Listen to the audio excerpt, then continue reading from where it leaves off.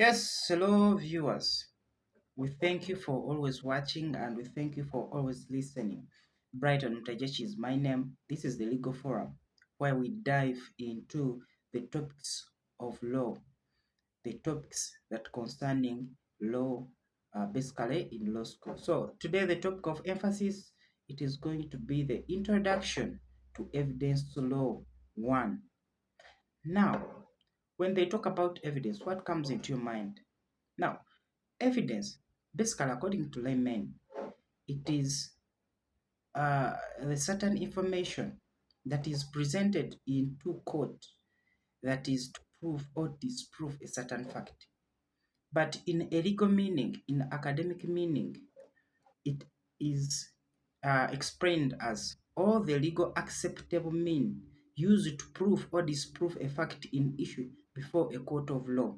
So, which means that once you appear into a court, the document or orally how you describe, the way you explain, the way you talk about something, the way you witness anything that speak out in court, it is meant to disprove or to prove a fact in certain allegation. Now, what could be the purpose?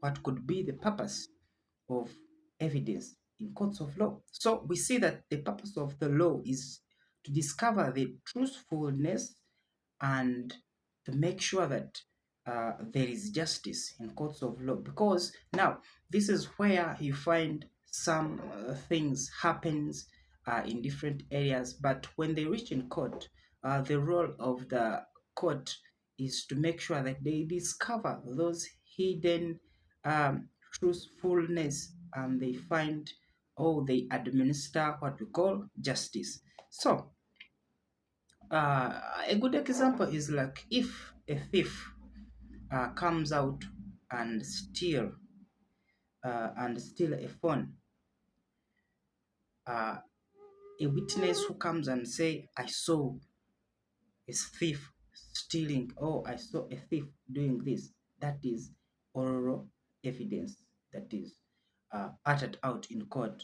But what if the CCTV cameras comes out and show a footage of some images that is declared to be a documentary evidence? As we are going to dive into more things, we shall see what is documentary evidence, what is types of evidence.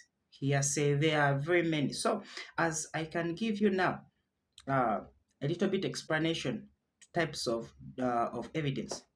There is what we call oral evidence. Now, oral evidence, uh, it's where a witness comes into court and speaks out.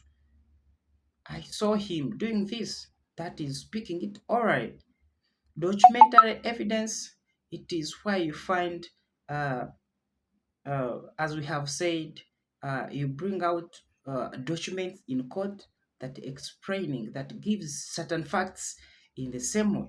So we have real evidence. Real evidence, those are material-like things. Take an example, if the accused uses a knife to stab or to kill a person, those are called real evidence. Now we have what we call circumstantial evidence. Circumstantial evidence, uh, take an example, if the accused is seen near the stolen property, but at the same time the accused runs away from that property due to maybe circumstances available, like people were coming to catch him, then he decided to run to save his life, then those are certain circumstances, we can consider them as circumstantial evidence there. So the court will admit, according to how it has analyzed the circumstances available, and now uh, they will take it to be true. Now when you look at direct evidence, direct evidence is like if you see something shooting another person, that is direct evidence. I saw him shooting, so directly, so that is direct evidence. Now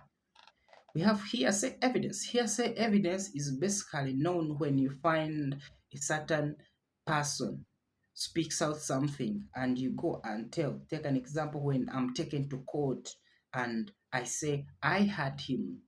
I heard his voice saying, I will kill you. That is hearsay evidence. The court will consider it as hearsay because it is not direct from the person who did it.